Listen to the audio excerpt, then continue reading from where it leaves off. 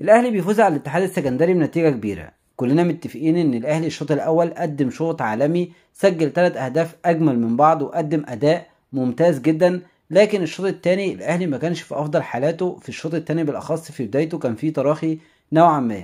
طب ايه اللي فرق اداء الاهلي الشوط الاول عن الشوط الثاني او بدايه الشوط الثاني؟ خلي بالك، انت في ايدك انت اللي تدخل الفريق الخصم في الجيم. انت اللي في ايدك لو النتيجه 0-0 تقدر تسهلها على نفسك وتقدر تكسب بهدف واتنين وتلاتة زي ما عملت في الشوط الاول. وانت اللي في ايدك لو كسبان 5-6 تخلي الفريق الخصم يدخل في الجيم بمنتهى السهولة ويسرق من بعيد ويعمل عليك رومونتادا. وده حصل مع البنك الاهلي.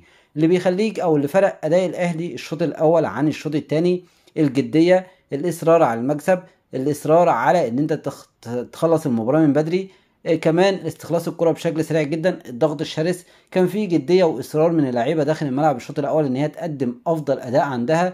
كرة كانت معانا، ما كناش مديين فريق الاتحاد اي نوع من المساحة ان هو يلعب لعبه او ان هو يبدأ هجمته او ان هو يشكل علينا خطورة. فكنا دايما بنقطع الكرة من اقرب مكان وبنقدر نسجل اهداف وبنقدر ان احنا نخلق فرص وبنقدر ان احنا نعمل جيم او شوط اول جيد جدا باهداف عالمية، بما فيهم ضربة الجزاء اللي سجلها وسام ابو علي. لكن في الشوط الثاني لما قررت ان انت ترجع لاسلوب لعب الاهلي اللي احنا مش عايزينه من كولر في بعض الاوقات، رجع للملعب او رجع لنص ملعبه وساب الكرة لفريق الاتحاد. وعارف ان انت هتقول لي ما طبيعي انا متقدم 3.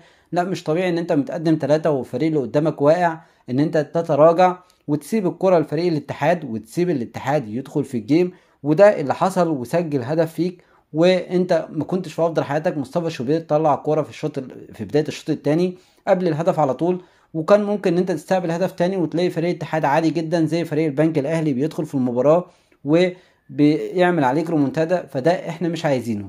الجدية والاصرار على المكسب وان انت تطلع بكلين شيت، لازم يكون عندك اصرار على ان انت ما تستقبلش اهداف، يكون عندك اصرار على ان انت تسجل اكبر عدد من الاهداف. لازم يكون الضغط طوال ال 90 دقيقة، مش هقول لك طوال ال 90 دقيقة من فوق، ممكن تضغط من نص الملعب. المهم ان انت ما تخليش فريق الاتحاد يلعب لعبه. الهدف اللي دخل مرمانا الكرة بتتمرر بمنتهى السهولة لفريق الاتحاد او للاعب الاتحاد اللي بيعمل بعد كده الاسيست بمنتهى السهولة.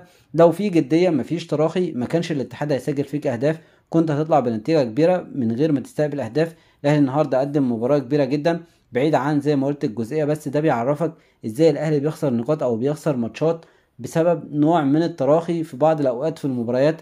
الاهلي بيعمل اداء جيد جدا، بيكسب بنتيجة كبيرة، بيسجل اهداف جميلة جدا. مباراة قوية فنيا للاهلي، والكولر ريح لعيبة وبدأ بلعيبة، فكانت مباراة في المجمل العام جيدة جدا للاهلي.